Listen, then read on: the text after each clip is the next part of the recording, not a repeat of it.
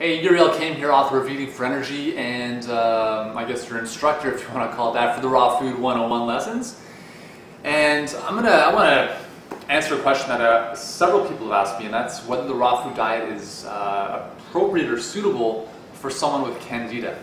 Now, if you don't know what candida is, basically it's a yeast. It's a type of yeast that grows in your large intestine, and that's what it is. Now, candida overgrowth is really the problem, and that occurs for a number of reasons. And let's kind of break that down for a second.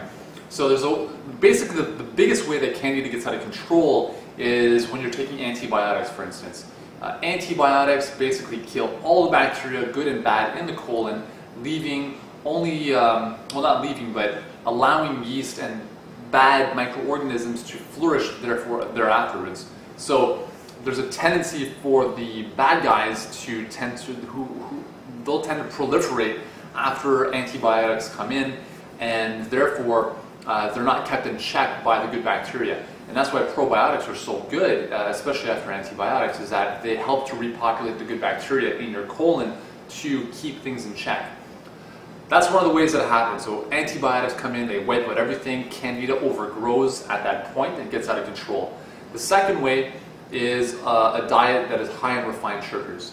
So, lots of sweets, lots of sugar, lots of candy, stuff like that. Those are all things that candida will thrive on. The third way is not digesting your foods properly, because undigested foods, again, are a source of fuel for candida and yeast in the colon. So those are three big ways that yeast can get out of control. And when we're talking about yeast infections, jock itch, athlete's foot, toenail fungus, whatever it is, all of that comes down to is candida, is basically this yeast overgrowth that we're talking about. And you can take creams, you can take ointments, and that's going to correct the issue, locally, but it's not solving the problem systemically.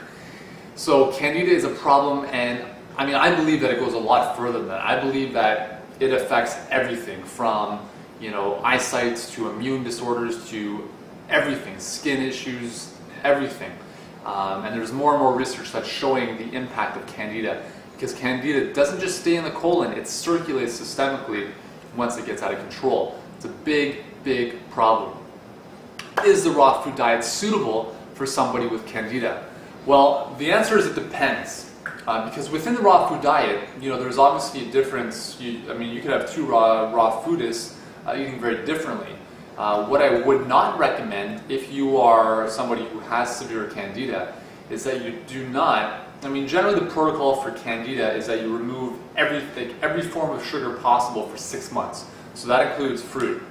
So you're basically eating vegetables for 6 months. That's a hardcore approach to candida.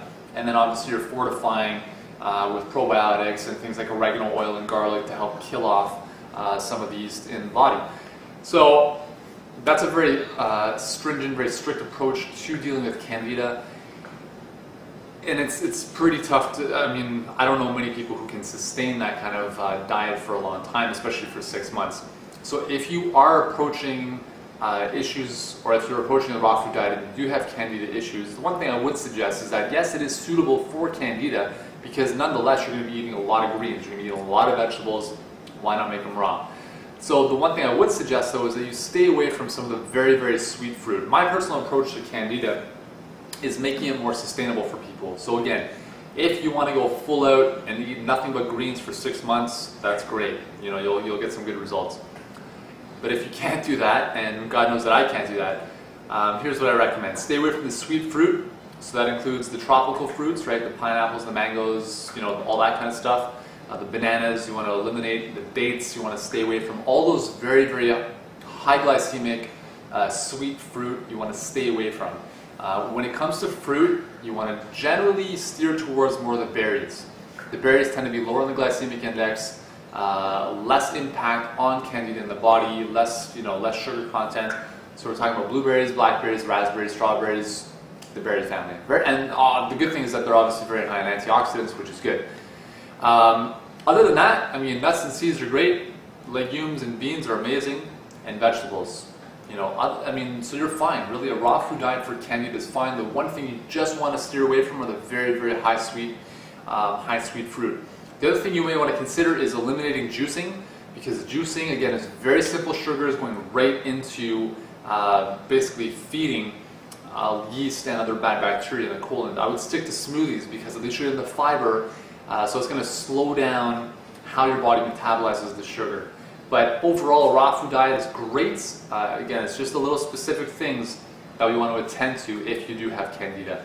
Just a couple more tips. If you have candida, you can try a couple things. We talked about probiotics, very, very important. And you want to look at ways to kill off the candida. So you can use things like caprylic acid, which is naturally found in coconuts. But you can obviously find that as well in the supplemental form.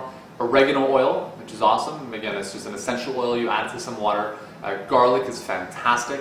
Right? So those are some ways that you can help kill off the candida, as well as removing the sugars that are coming into your body from your diet. Right? So obviously it's pretty self-explanatory. The refined stuff, the refined sweets, the refined sugars, all that has to go.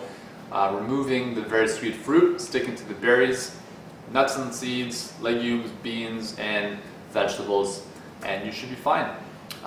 So hopefully that answers the question, and be sure to come back to eatingforenergy.ca/rawfood101 to get all these great lessons to helping you make the raw food diet work for you. I'll see you in the next lesson.